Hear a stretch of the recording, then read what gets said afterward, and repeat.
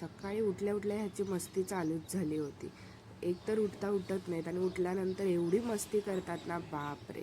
तर श्री स्वामी समर्थ, स्वागत आहे तुमचं माझ्या डेली व्लॉगमध्ये. माझा पण आवाज पूर्ण खराब झाला आहे कारण मला पण सर्दी झाली आहे जाम. आणि ए सी तर आता आम्ही लावतच नाही, तरी पण सर्दी काही जात नाही आहे. आणि हा बघा, ह्याचं हेच चालू असतं. आणि यांचं आज गंगोत्री दर्शन झालेलं आहे. बघा, हे गंगोत्रीचं मंदिर आहे आणि इथेच गंगा नदीचा उगम झालेला होता. आणि त्याच्यानंतर दुपारी मी जरा डॉक्टरकडे घेऊन गेली दोघांना, पण ताप वगैरे काहीच नाही आहे, पण सर्दी खोकला आहे थोडा म्हणून. आणि हे बघा, अँटीबायोटिक पिताना एवढे नखरे आणि नाटकी असतात ना दोघांची. शरण तर लय ओव्हर ॲक्टिंग करतो. अँटीबायोटिक पितानाच ह्यांचे दोघांचे नखरे असतात. आणि श्रीयूला तर मी अक्षरशः तंगडीमध्ये धरून भरवलं औषध वगैरे सगळं. आणि मग काय, काल बड्डेची राहिलेली बिर्याणी खायला आज आमचं आमंत्रण होतं आम्हाला. तर इथे बघा, सगळेजण जेवायला बसले होते आणि त्याच्यानंतर आम्ही बसलो, मला व्हिडिओ काढायचं लक्षातच नाही.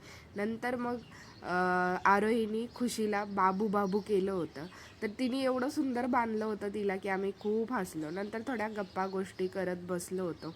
आणि मी तर खूप दिवसांनी असं गप्पा मारत बसली होती, कारण मी सहसा जातच नाही कुठे, घरीच असते.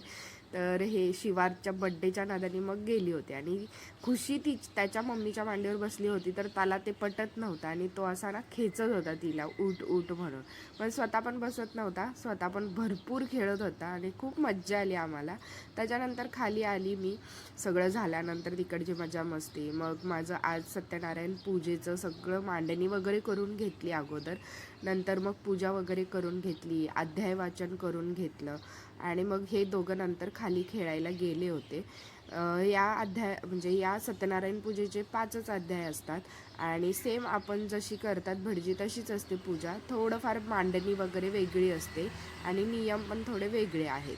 पण मी दर पौर्णिमेला करते आणि आजपर्यंत पौर्णिमेच्या या पूजेमध्ये तरी खंड पडलेला नाही आणि देव करू पडू पण नाही खंड. तर इथे माझी सगळी पूजा चालू होती आणि यांची बघा मस्ती. आणि शरणवला न सांगताच शरणवनी व्हिडिओ वगैरे काढून घेतला.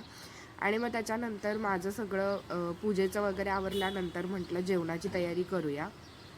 तर मी आज जेवणाला पराठे केले होते, पालकचे पराठे बनवले होते मी जेवणासाठी आज. आणि दही होतं आणि डाळ भात, हे असं साधंच जेवण होतं.